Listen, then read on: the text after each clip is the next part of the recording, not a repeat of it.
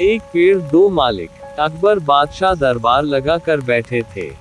तभी राघव और केशव नाम के दो व्यक्ति अपने घर के पास स्थित आम के पेड़ का मामला लेकर आए। दोनों व्यक्तियों का कहना था कि वे ही आम के पेड़ के असली मालिक हैं और दूसरा व्यक्ति झूठ बोल रहा है। चूंकि आम का पेड़ फलों से लदा होता है, इसलिए दोनों में से कोई उस पर से अपना दावा नहीं हटाना चाहता। मामले की सच्चाई जानने के लिए अकबर राघव और केशव के आसपास रहने वाले लोगों के बयान सुनते हैं, पर कोई फायदा नहीं हो पाता है। सभी लोग कहते हैं कि दोनों ही पेड़ को पानी देते थे और दोनों ही पेड़ के आसपास कई बार देखे जाते थे। पेड़ की निगरानी करने वाले चौकीदार के बयान से भी साफ नहीं हुआ कि पेड़ का असली मालिक राघव है कि केशव है, क्योंकि राघव और केशव दोनों ही पेड़ की रखवाली करने के लिए चौकीदार को पैसे देते थे। अंत में अकबर थक हार कर अपने चतुर सलाहकार मंत्री बीरबल की सहायता लेते हैं। बीरबल तुरंत ही मामले की जड़ पकड़ लेते हैं, पर उन्हें सबूत के साथ मामला साबित करना होता है कि कौन सा पक्ष सही है और कौन सा झूठा। इसलिए वह एक नाटक रचते हैं। बीरबल आम के पेड़ की चौकीदारी करने वाले चौकीदार को एक रात अपने पास रोक लेते हैं। उसके बाद बीरबल उसी रात को अपने दो भरोसेमंद व्यक्तियों को अलग अलग राघव और केशव के घर झूठे समाचार के साथ भेज देते हैं और समाचार देने के बाद छुपकर घर में होने वाली बातचीत सुनने का निर्देश देते हैं।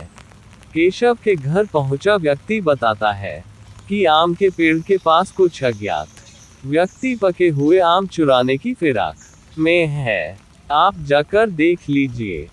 ये खबर देते वक्त केशव घर पर नहीं होता है, पर केशव के घर आते ही उसकी पत्नी यह खबर केशव को सुनाती है। केशव बोलता है, हाँ सुन लिया, अब खाना लगा।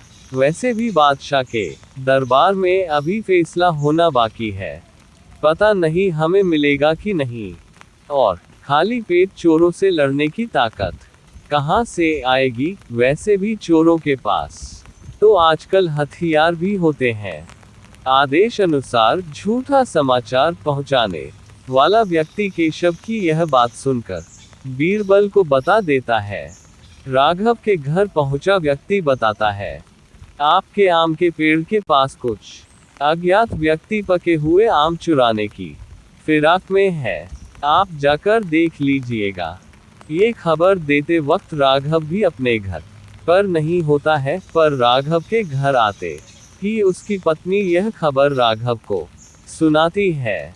राघव आव देखता है न ताव, फौरन लाठी उठता है और पेड़ की ओर भागता है। उसकी पत्नी आवाज लगाती है, अरे खाना तो खा लो फिर जाना। राघव जवाब देता है कि खाना भागा नहीं जाएगा, पर हमारे आम के पेड़ से आम चोरी हो गए तो वह वापस नहीं आएंगे। इतना बोलकर राघव दौड़ता हुआ पेड़ के पास चला जाता है।